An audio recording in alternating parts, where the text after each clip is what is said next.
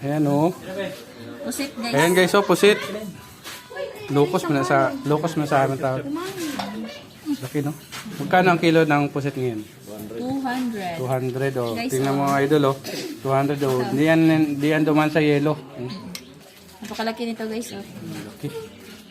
Ito guys, hindi dumaan sa ilo.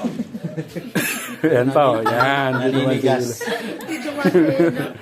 Niligas. Dumaan, pero naninigas. Mag-adobo Ang puti niya no, pero pag naluto itim. Yan ba yan? may tinta. May itim yun, di ba? Birahon lang no? Expert pa naman yung naglilinis Oh, guys. yan. Expert talaga yan. Oh. 1 kilo to? Isa't kalahati. Ay, isa't kalahati. Ito masarap po. Ang galamay.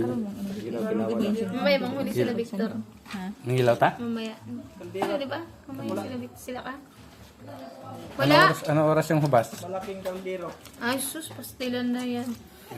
Ayan, yan. Ayan ang ang paglinis ng pusit. Ito ang expert guys. Ayun na lang, Paul, yung kawali na lang.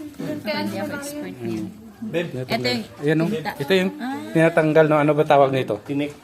Yan, tinik niya. Yan ang tinik ng ng may ano mas iba kung Locos. Ganun ba? Now you know. Tanggalan nila ubos ang laman nung.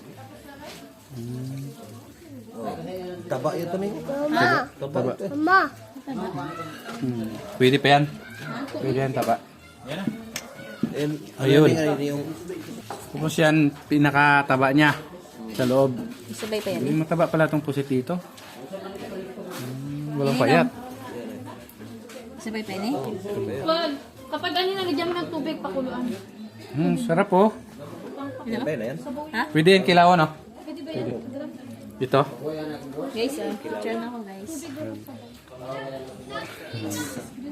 Ayan oh. May nakaabang. Kaabang. May nakaabang dito.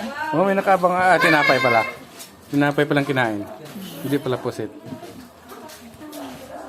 Ayan yung sa loob niya. Dito pa. May bituka pala ang pusit. Galing, no? May updo din yan. Wala siyang updo. Updo? Paano nabuhay ni mga updo? Ata niya. Yung pinaka-ata niya, yung pinaka-updo. Ang laki ng mata, no? Bulalakaw. Burikat. Burikat yung mata. Grabe, no? Peragaba. Ang piraso ang 1 kilo niya.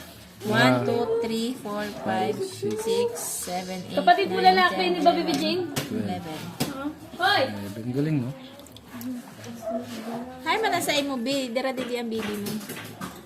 Tapos meron din na kapamilya nila yung kugita ba yun? Kugita. Kanina, may nag-alok sa kuya.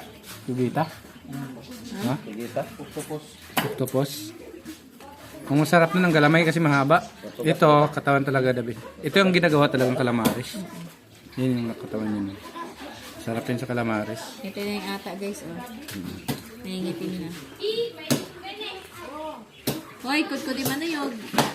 Alright. Shout out sa mga kumakain nito kasi ako kumakain din. Yan.